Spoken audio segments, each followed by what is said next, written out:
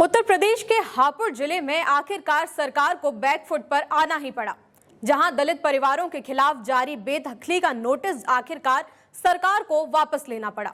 ये मामला तब सुर्खियों में आया जब हापुड़ के इंद्रनगर कॉलोनी में रहने वाले 41 दलित परिवारों को उनके घरों से बेदखल करने का नोटिस जारी किया गया था। इसे लेकर राजनीतिक विवाद भी हुआ और विपक्षी नेताओं ने भी इस मामले को सोशल मीडिया पर जोर शोर से उठाया। क्या है पूरा मामला, आइए समझते हैं विस्तार से। नमस्कार, आप देख रहे हैं सत्य हिंदी और मैं आपके साथ कृति सिंह। उत्तर प्रदेश सरकार को दलितों के सामने झुकना ही पड़ा। दरअसल हापुड़ जिले में गढ़मुक्तेश्वर क्षेत्र में इंद्रनगर कॉलोनी के निवासियों को उनकी जमीन और घरों से बेदखल करने के लिए सरकार ने एक नोटिस जारी किया था। हापुड़ नगर पालिका ने 41 परिवारों, जिनमें ज्यादातर दलित समुदाय के हैं, उनको बेदखली के नोटिस में दावा किया गया था कि उनके घर नगर पालिका की जमीन पर अवैध रूप से बने हुए हैं।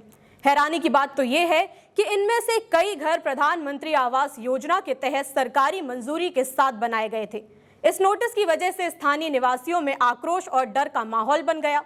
हापुड़ नगर पालिका ने अपने नोटिस में कहा कि इंद्रनगर कॉलोनी में 10 बीघा जमीन पर बने 41 घर अवैध रूप से बनाए गए हैं, क्योंकि ये जमीन नगर पालिका की संपत्ति है।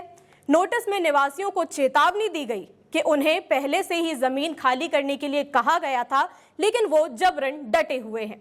नगर पालिका ने निवासियों को अपने दस्तावेज जमा करने के लिए कहा ताकि उनकी वैधता की जांच की जा सके। अतिरिक्त जिला मजिस्ट्रेट संदीप कुमार ने बताया कि इस संबंध में एक शिकायत मिली थी, जिसमें दावा किया गया कि यह जमीन एक तालाब पर अतिक्रमण करके बनाई गई है।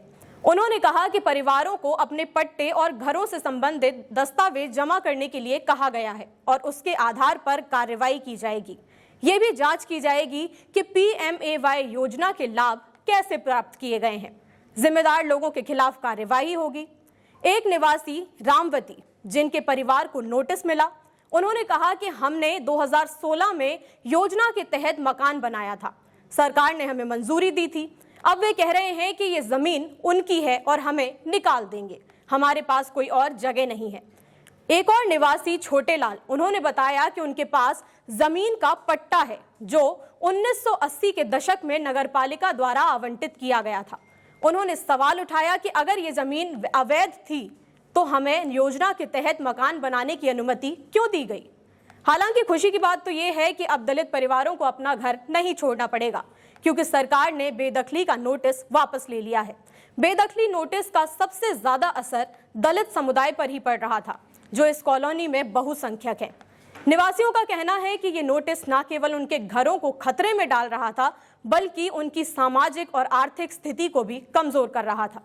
कई परिवारों ने अपने जीवन की बचत और कर्ज लेकर इन घरों को बनाया और अब उनके पास कोई दूसरा ठिकाना नहीं है।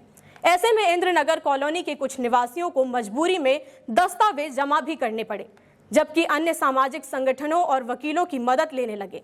इस बीच स्थानीय राजनीतिक दलों ने भी इस मुद्दे को जोर शोर से उठाया, जिससे ये मामला और भी ज्यादा गर्माता गया। भले ही नोटिस वापस ले लिया गया हो, लेकिन सवाल तो अब भी यही है कि आखिर PMAY योजना के तहत मंजूरी प्राप्त घरों को अब अवैध क्यों माना जा रहा था, और कभी फिर से इस क्षेत्र के लोगों के साथ यही दोहराया गया तो क्या होगा। आपकी जो भी राय हो इस मामले में हमें कमेंट करके जरूर बताइएगा। वीडियो अगर पसंद आया हो तो लाइक और शेयर करें, और अगर आप चैनल पर नए हैं तो सब्सक्राइब करें। फिलहाल के लिए इतना ही। देश दुनिया की बड़ी खबरों के लिए आप देखते रहिए सत्य हिंदी।